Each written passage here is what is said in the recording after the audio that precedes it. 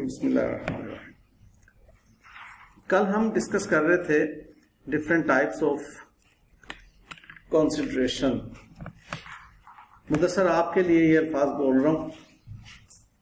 Consideration का मतलब होता है जब कुछ खरीदा हो उसका जो मुआवजा दिया जाता है उसको कंसिडरेशन कहते हैं। आपने कमर्शियल लॉ के अंदर या बिजनेस लॉ के अंदर लफ्ज कंसिडरेशन पढ़ा हुआ है। आप एक सब्सिडरी को खरीद रहे हैं या सब्सिडरी में कुछ नंबर ऑफ शेयर्स खरीद रहे हैं। आप महज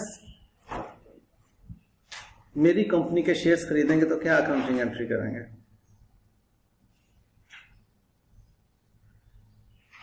चलें छोड़ दें।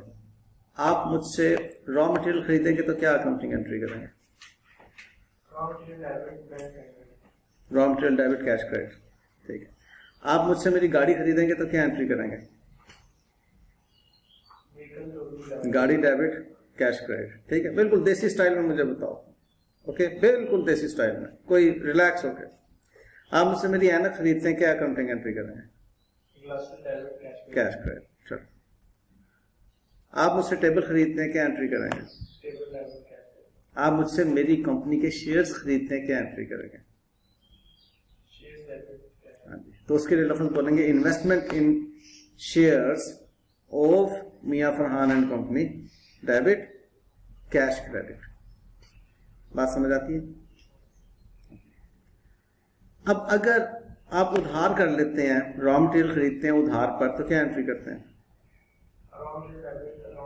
Accounts payable credit. टेबल उधार पर खरीदते हैं तो क्या एंट्री करते हैं? ठीक है। गाड़ी खरीदते हैं उधार पर तो क्या एंट्री करते हैं? गाड़ी डेबिट और पेएबल क्रेडिट। आप जो मेरी कंपनी के शेयर्स खरीद रहे हैं उधार पे खरीद रहे हैं, तो investment in the shares of Mian Farhan and company debit और पेएबल क्रेडिट।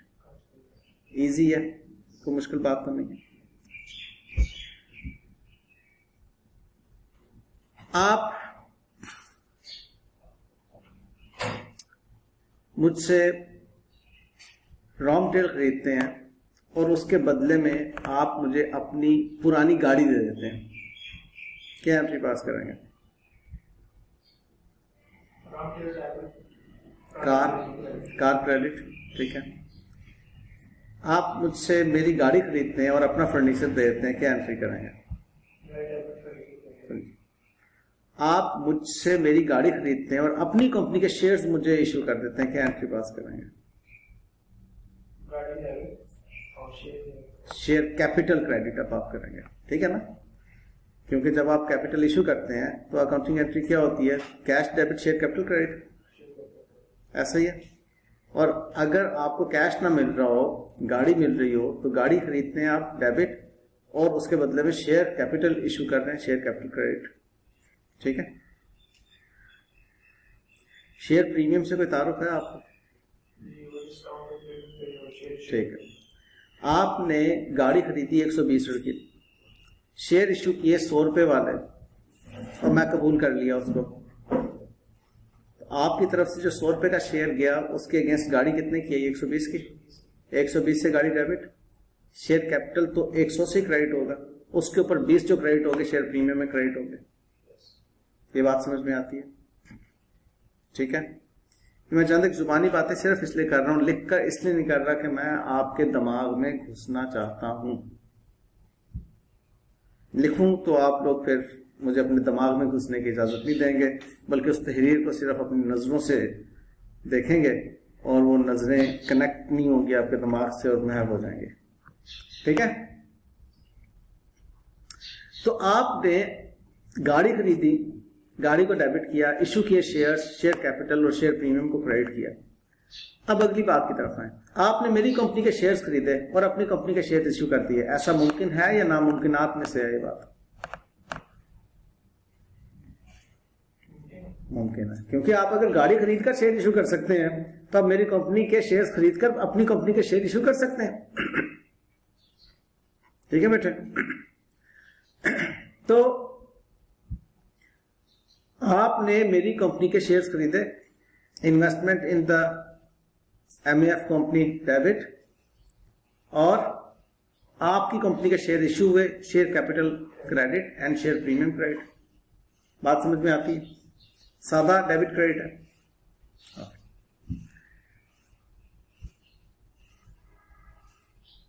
अब मैं आपको 3 कंसिडरेशंस पढ़ा चुका हूं अभी तक। एक कैश कंसिडरेशन, जिसमें आपने कैश दिया, आपने cost of investment in B company as an asset debit किया, आपने एक्विजिशन चार्जेस भी कुछ दिए थे, वो एक्सपेंस को डेबिट कर दिया और कैश क्रेडिट कर दिया, क्योंकि एक्विजिशन चार्जेस जितने भी होते हैं एक्सपेंस को डेबिट होते हैं। तो कब बात आप फोकस सिर्फ 1,30,000 रुपये अगर करें तो आपने सपोजली मेरा नाम बी एंड को है, आपने बी एंड को के शेयर्स खरीदे, कैश दिया, इन्वेस्टमेंट इन बी एंड को डेबिट एंड कैश क्रेडिट। समझ में आती है बात? आपने मुझसे उधार कर लिया, मुलतवी करना, डेफर करना, डिले करना, आपने मुझसे उधार कर लिया, तो आपने cost of investment in B company debit और उधार पेएबल क्रेडिट। अभी रकम को ना देखें, सिर्फ डेबिट क्रेडिट को देखें, रकम समझ आ जाएगी।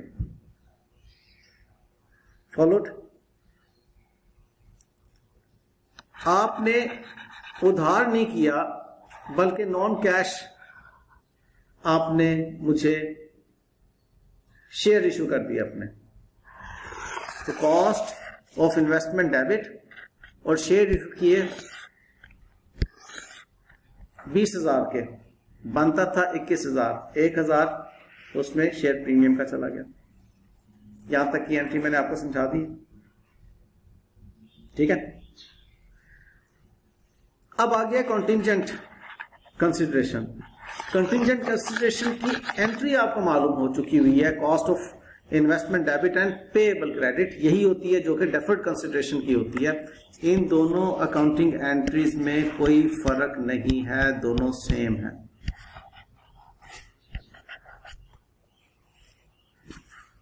Contingent consideration and deferred consideration की अकाउंटिंग एंट्री में कोई फर्क नजर आ रहा है आपको?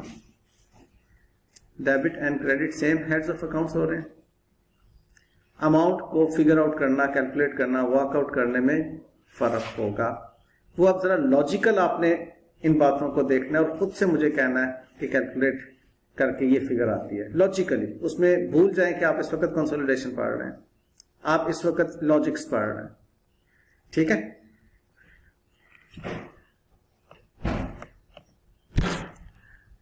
वही बात कह रहा है,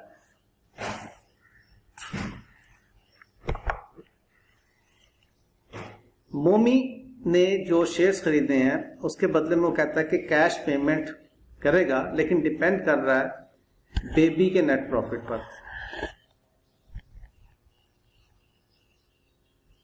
जो 1 साल में अचीव होता है आफ्टर एक्विजिशन।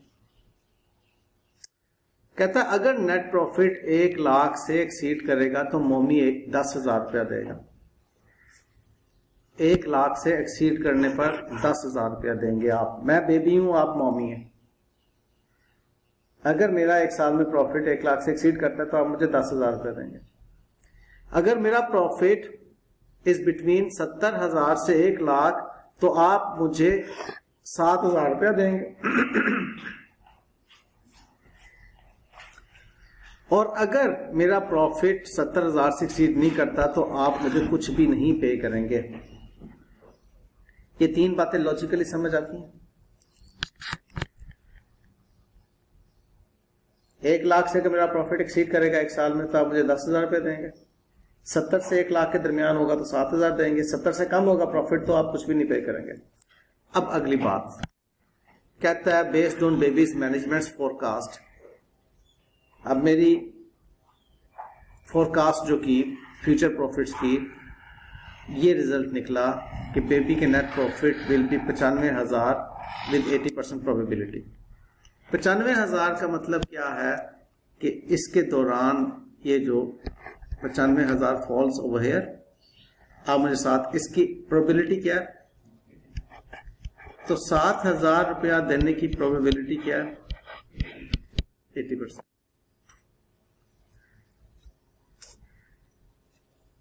1,05,000 होने की प्रोबेबिलिटी क्या है, 20%। अगर 1,05,000 हुआ तो एक्सीड कर रहे 1 लाख से, आप मुझे कितना पे करेंगे? तो इसका मतलब है 10,000 पे करने की प्रोबेबिलिटी क्या है? 20%। Based on baby's business, the probability of profit falling below 70% is remote. इसकी प्रोबेबिलिटी क्या है? 0%। ठीक है, अब आप वर्कआउट कर लें।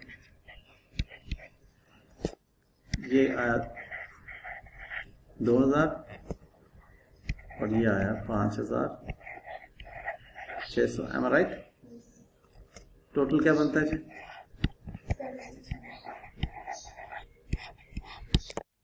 ये इसकी एक एस्टिमेशन आ गई इस प्रोबेबिलिटी पे बेस्ड। आपको समझाने की खातिर मैं इसमें थोड़ी सी तब्दीली करने जा रहा हूं।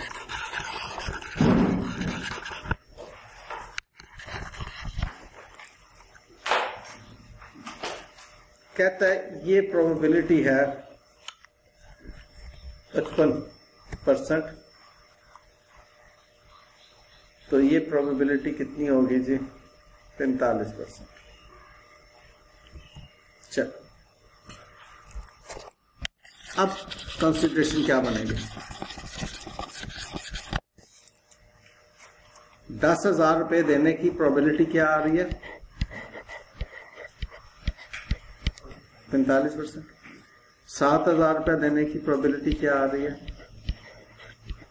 55%। 100 पूरा हो गया। और ये नील की प्रोबेबिलिटी आ रही है 0%। वर्कआउट कीजिए। 4,500 और इसकी बेटे 3,850 और ये 0, टोटल बनती है 8,350 की कंसिडरेशन। ठीक है, अब ये बात यहां पे खत्म नहीं हुई। ये पेमेंट आपने कब करनी है? 1 साल गुजरने के बाद। 1 साल गुजरने के बाद करनी है ना। अब 1 साल गुजरने के बाद अगर करनी है और आपकी कॉस्ट ऑफ कैपिटल डिस्काउंट करने के 5% है, तो आप इसकी 1 divided by 1.05 raise to power 1 कर लीजिए। ये आपके पास आएगी इसकी प्रेजेंट वैल्यू। क्या आती है बेटे जान?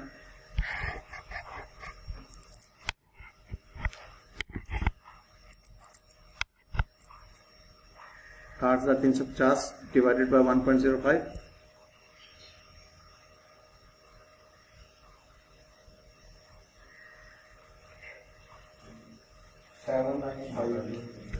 $7,952।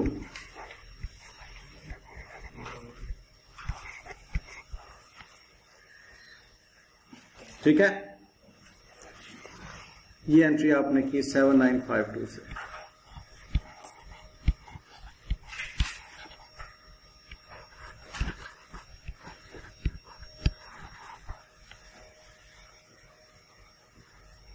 फॉलोड? अच्छा जी,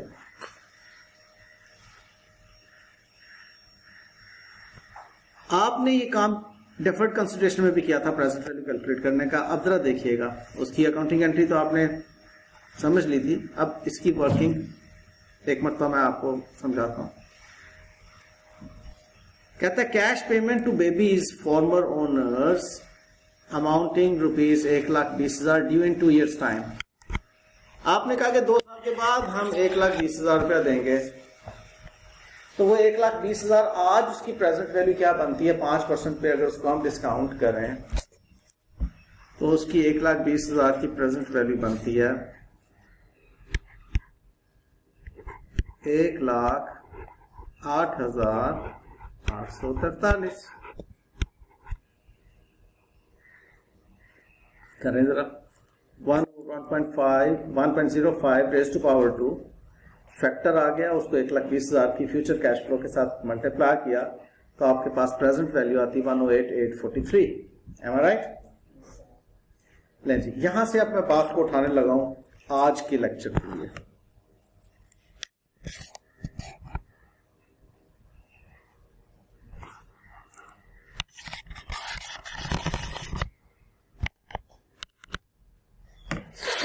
कंपाउंड एंट्री पास करते हैं आप, ये सबकी compound entry.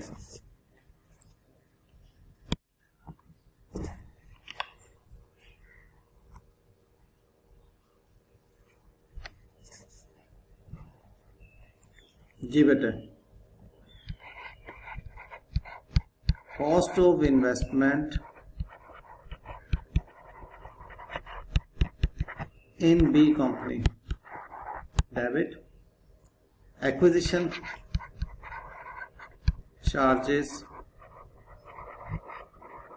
as an expense, debit, cash आपने जो दे दिया क्रेडिट, शेयर कैपिटल जो आपने अपना इशू किया मुझे credit, share premium,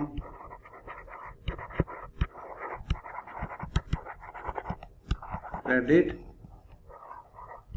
consideration payable,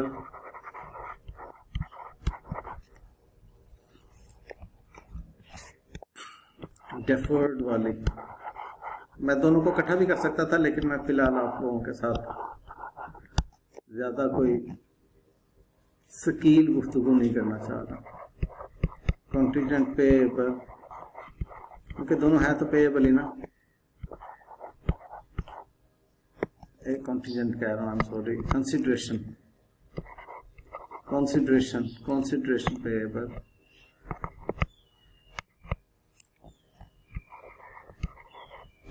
consideration payable, contingent वाली क्रेडिट। ये काउंटिंग एंट्री हो रही है बेटे जी।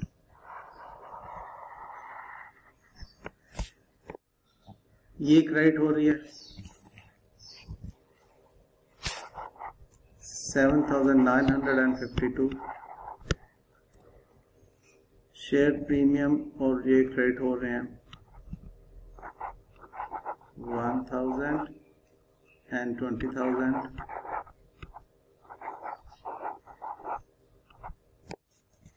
108,843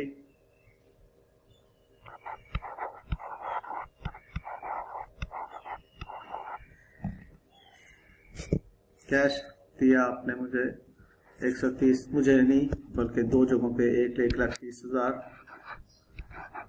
मुझे दिया और 200 आपने एक्सपेंस का किया। ये 200 एक्सपेंस। अब जी जरा टोटल कीजिएगा।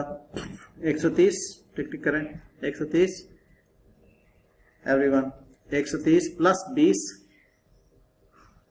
प्लस 1 प्लस 108.843 प्लस 7.952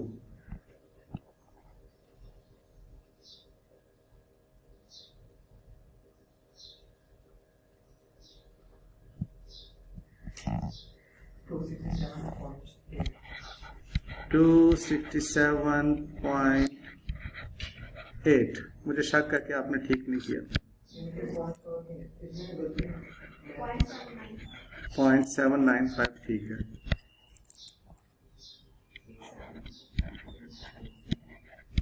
टू 666 बोलिएगा 267,795। अब ठीक है, एक मिनट डबल चेक कर लोगे। ठीक है, सही हो गया। ये अकाउंटिंग एंट्री है। मैं इस अकाउंटिंग एंट्री को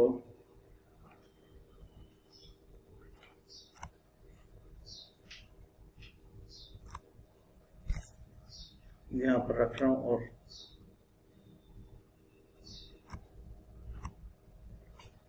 अगली बात करने जा रहा हूं। ये आपने अकाउंटिंग एंट्री कब पास की? एक्विजिशन डेट पे। एक्विजिशन डेट क्या है जी, मुझे बताएं। उसने इस सवाल में बताई गई एक्विजिशन डेट।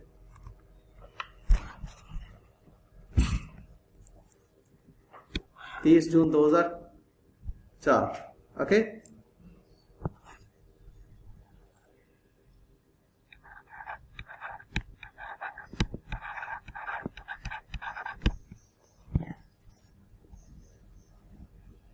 एक साल गुजर गया।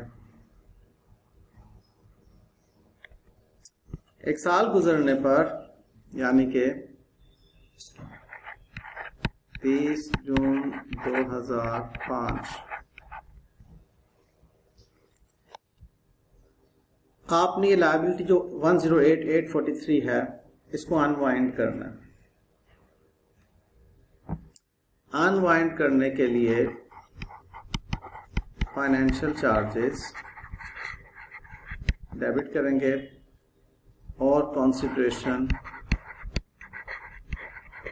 पेएबल को क्रेडिट करेंगे।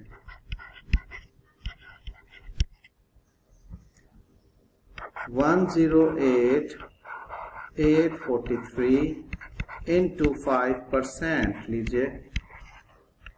5% इसको इन्फ्लेट किया है। अमाउंट क्या आती बेटा?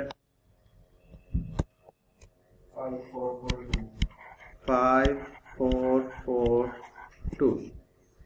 ये 5442 से आपने एंट्री पास कर ली और 30 जून पे आपने दूसरी पेएबल को भी 30 जून 2005 दूसरी वाली पेएबल को भी आप अनवाइंड करेंगे। Financial charges debit and consideration payable credit, और ये दूसरी वाली आपकी है 7952 टाइम्स 5%। How much? 398। ठीक बात। ये 398 जब आपने इसमें ऐड किया 7952 तो क्या अमाउंट बन जाती है?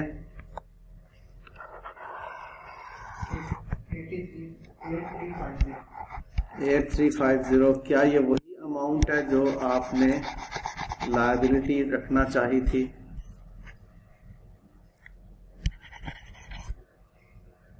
अनवाइंड का ये कॉन्सेप्ट होता है। आपने उसको जो वाइंड किया था, वाइंड करने का क्या मतलब होता है?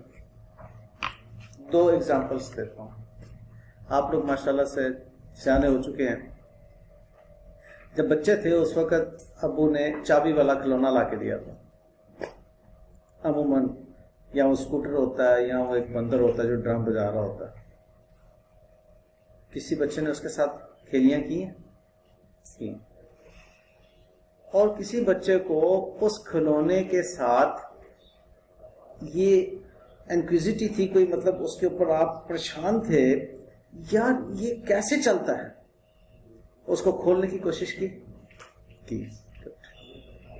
मैंने भी की थी।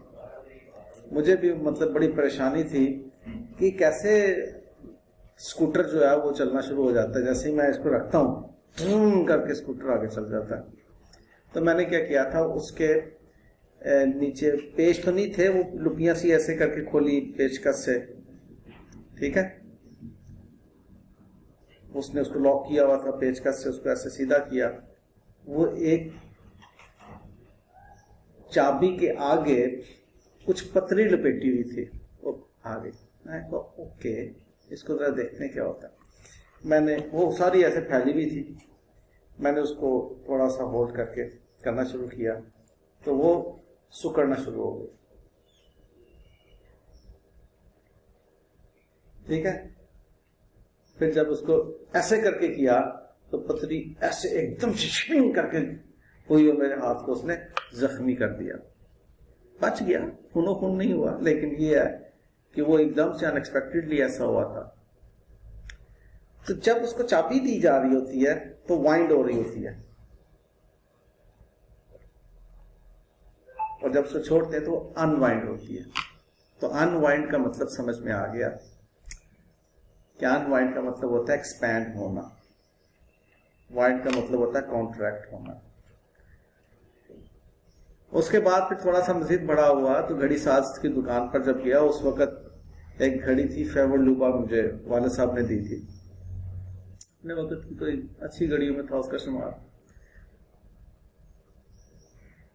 चाबी वाली घड़ी थी, तो उसने उसको खोला जब, तो उसके अंदर भी इसी तरह की पतरी टाइप चीज, जब वाइंड करते थे चाबी देते थे तो, और बाद में फिर आहिस्ता आहिस्ता हर सेकंड के हिसाब से उसकी साइंस थी कि वो खुलती चली जाती थी और 24 घंटे में मुकम्मल खुल जाती थी, फिर वाइंड करना पड़ता था उसको। वहां से भी मुझे वाइंडिंग अनवाइंडिंग समझ आया। फिर उसके बाद जब थोड़े से और बड़े हुए, पेडेस्टल फैन घर का जल गया, तो पेडेस्टल फैन के जलने पे पता चला कि इसको वाइंडिंग करवानी है दोबारा। करवाई कभी आपने वाइंडिंग? तो वाइंडिंग क्या थी, उसके अंदर जो उसका ट्रांसफॉर्मर था जो इलेक्ट्रिसिटी को ट्रांसफॉर्म करता है, आगे ट्रांसफर करता है, उसकी बड़ी टाइटली उन्होंने कॉपर की वायर के साथ वाइंडिंग की। ठीक है, और जब वो खराब हो गया उसको काट के फेंक दिया और उसकी जगह नई वाइंडिंग उसके ऊपर ट्रांसफॉर्मर। तो फिर समझ आया कि वाइंडिंग क्या होती है। उस वक्त मैं कंसोलिडेशन का स्टूडेंट तो नहीं था, लेकिन ये सारी बातें मेरे जहन में जिस दिन मैं कंसोलिडेशन में अनवाइंडिंग पढ़ रहा था उस दिन आई कि हाँ यार बचपन में सब कुछ हुआ हो। हमें वाइंडिंग अनवाइंडिंग समझ आ गया। अनवाइंडिंग से इन्फ्लेट करती है। इन्फ्लेट का मतलब क्या होता है? फैल जाना, महंगाई नहीं, फैल जाना। अच्छा, ये बात तो मुझे फिर समझ आई जब एक मरतबा मुझे भीड़ काट गई यहाँ पे। ठीक है, हाथ ऐसे इन्फ्लेट कर गया, डॉक्टर के पास गया, उसने एंटी इन्फ्लेमेटरी इंजेक्शन मुझे लगाया, आहिस्ता आहिस्ता वो वापस अपनी जगह पे आ गया। तो इन्फ्लेट करने का मतलब क्या है? इन्फ्लेट खुला देना, बढ़ जाना। ठीक है, तो ये आपकी इन्फ्लेट हो रही है जब आप यहां पर उसको बढ़ा रहे हैं, इन्फ्लेट कर रहे हैं। तो मैंने चंद एक एग्जांपल्स क्यों आपको दी? जब आप किताब पढ़ते हैं, देखो बेटे, एक होता है सवाल को लिख कर रट्टा लगा लेना, गहन हो गया। दूसरा कॉन्सेप्ट में बात बैठा लेना, सारी जिंदगी के लिए रट्टे से जान छूट जाती है, रट्टे के गुनाह से जान छूट जाती है। अब आपको इन्फ्लेशन का लफ्ज कहीं पर भी नजर आएगा तो आपको समझ आ जाएगी इन्फ्लेट करने का मतलब क्या है। अनवाइंडिंग का मतलब फौरी तौर पे समझ आ जाएगा कि अनवाइंडिंग से हो क्या रहा है। तो ये इन्फ्लेट या अनवाइंड हो रही है। तो बढ़ के वापस अपनी पोजीशन में आ गई ना। उसकी अपनी पोजीशन क्या थी? 8350। इन्फ्लेट होकर 8350 पे आ गई बराबर। अब आप क्या करेंगे? अब आप पे कर देंगे। ठीक बात। अब आप इसकी अदायगी कर देंगे। इसको अगले साल फिर इन्फ्लेट करना है आपने। किसको? जो 2 सालों के बाद पे करनी थी आपने। मुझे बताइए, इसमें 108,843 ऐड करें तो क्या आता है बेटे? आपने 108,843 में 5442 को ऐड किया ना, क्रेडिट किया ना। जरा एक लम्हे के लिए रुक जाएं, मुझे तसल्ली हो जाएगी। आपने कंसिडरेशन पेएबल क्रेडिट किया हुआ था, आपने ये भी कंसिडरेशन पेएबल क्रेडिट कर दिया। दोनों लायबिलिटीज क्रेडिट होने से बढ़ गई। बढ़ गई का मतलब है इन्फ्लेट होकर कितनी बन गई? बता दो जरा मुझे।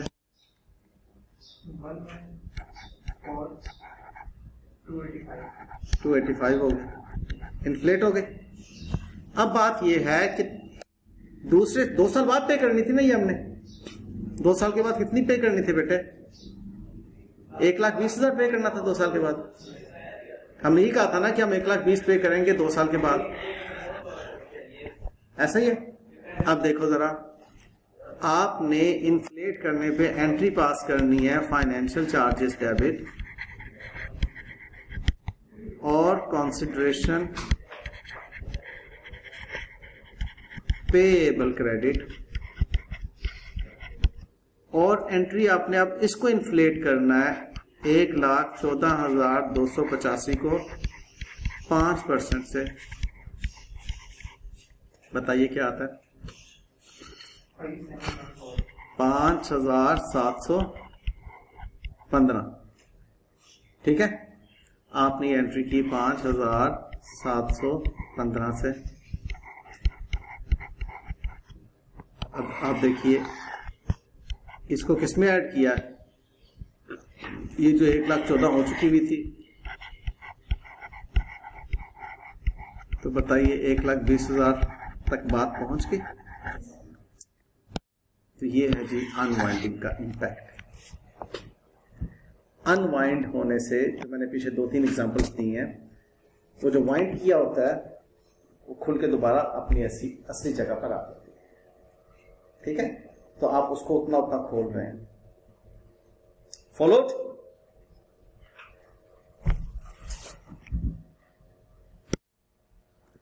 नेक्स्ट लेक्चर जो कि है ही अनवाइंडिंग पर,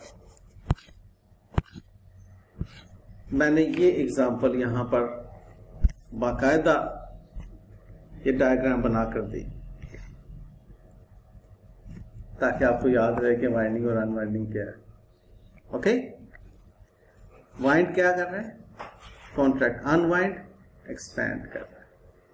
ओके, आपने इसको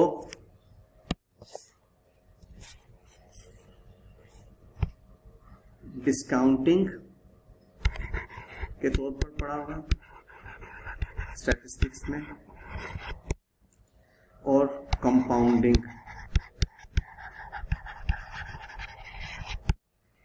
डिस्काउंटिंग एंड कंपाउंडिंग। कंपाउंड जब करते थे तो 1.05 से मल्टीप्लाई करते थे, डिस्काउंट जब करते थे तो 1.05 से डिवाइड करते थे। ऐसे ही है। और पीछे देखते हैं कि क्या जो मैं बात कर रहा हूं साबित होती है। इसको साबित करने के लिए मैं ये बात ऐसे करूंगा, 108,843 को इंटू 1.05 कीजिए। देखें 114,285 आता है बेटे जान। और इसको साबित करने के लिए आप 114,285 को 1.05 कीजिए तो आपके पास 1,20,000 बन जाता है बेटे जी। तो यहां पर स्टैटिस्टिक्स मजीद समझ आ गई। देखिएगा वो क्या समझ आई आपको। 1,20,000 को आपने जब डिस्काउंट किया था तो डिवाइड किया था 1.05 रेज टू पावर 2 के साथ, तो आपके पास क्या आया था? 188,10,8843 ऐसे ही था। और जब इसको 1.05 रेज टू पावर 2 के साथ आप मल्टीप्लाई करेंगे तो आप कहां पे पहुंच जाएंगे?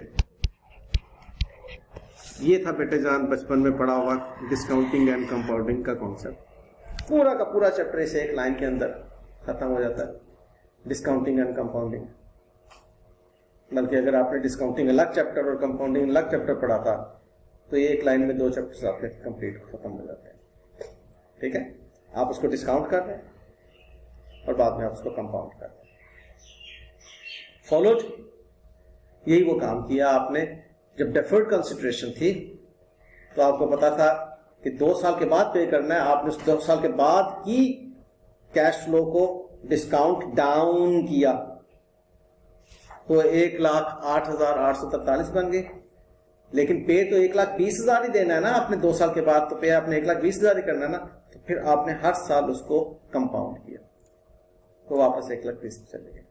मुझे बताइए बातें समझ में आई? ठीक है, ओके।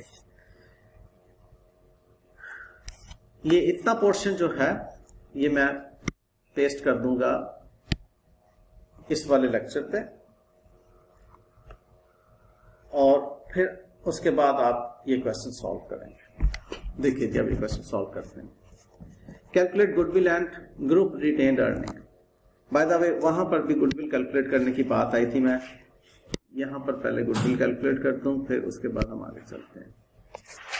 इसकी गुडविल कैलकुलेट कराई हुई है इसने। Calculate fair value of consideration transferred and goodwill at acquisition. Fair value of consideration transferred कितनी निकली आपकी? 2,67,795। अब गुडविल कैलकुलेट करनी है बेटा।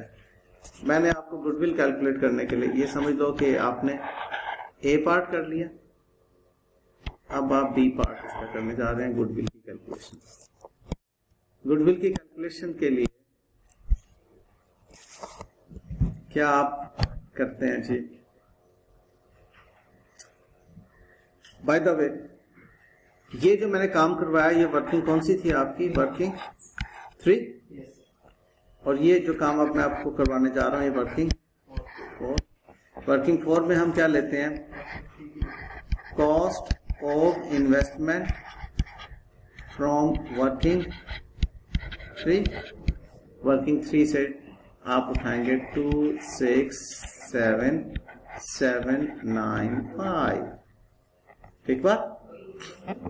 और उसमें ऐड करेंगे fair value of NCI on acquisition date. ऐसे ही है बेटा। Fair value of NCI on acquisition date वो क्या कह रहा है? आपने 95% एक्वायर किया था, इसका तो 5% आपने एक्वायर नहीं किया। अब वो जो 95% आपने एक्वायर किए, यहां पर देखें, Mommy Myers non controlling interest by the proportionate share method. Fair value of Baby's net asset at acquisition was 2,50,000। उसने यहां पर आपको बताया fair value of net assets of B company on acquisition date. ये बात हम लिखते हैं जी। ये इसमें क्या शामिल होता है? Share capital. ये मुदस्सर में बेटे आपके लिए सब काम कर रहा हूं इस वक्त। शेयर कैपिटल, शेयर प्रीमियम, उसका एक्विजिशन डेट पे। बाय द वे ये शेयर कैपिटल, शेयर प्रीमियम बाद में उसने इशू किए हैं, ये इसमें नहीं है। ये सब्सिक्वेंट टू एक्विजिशन डेट हुआ है। एक्विजिशन डेट का मतलब है जिस दिन आपने एक्वायर किया था उस दिन उसके पास कितने थे, और आप ये एस कंपनी के सब्सिडरी के लिए, ये आपके शेयर कैपिटल शेयर प्रीमियम है, ये पी कंपनी का है share capital share premium. P companies honours equity में इसका इंपैक्ट है, इसको एस के साथ नहीं आपने करना। ठीक है, अच्छा खैर हम एस का ले रहे हैं, सब्सिडरी का ले रहे हैं। Share capital share premium, retained earning,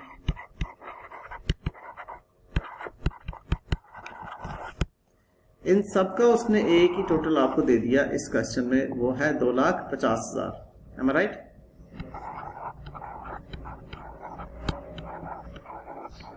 चूंकि प्रोपोर्शनेट करना है तो आप इस 2,50,000 का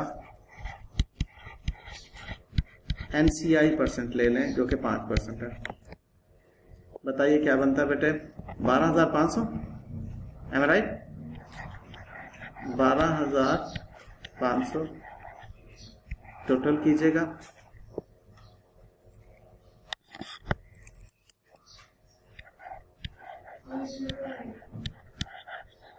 जी बेटे 280,295, उसमें से लेस कीजिए 2,50,000 तो आपका गुडविल आ जाती है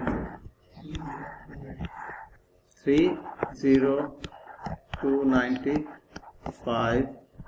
ये आपका गुडविल ऑन एक्विजिशन डेट आ जाती है। फॉलोड? ये तो हमारा क्वेश्चन हुआ कंप्लीट। मैं अभी अगर आपके साथ ये फेवर करूं, इसको मैं उठा के आज के लेक्चर में ले जाऊं तो अच्छा हो जाएगा।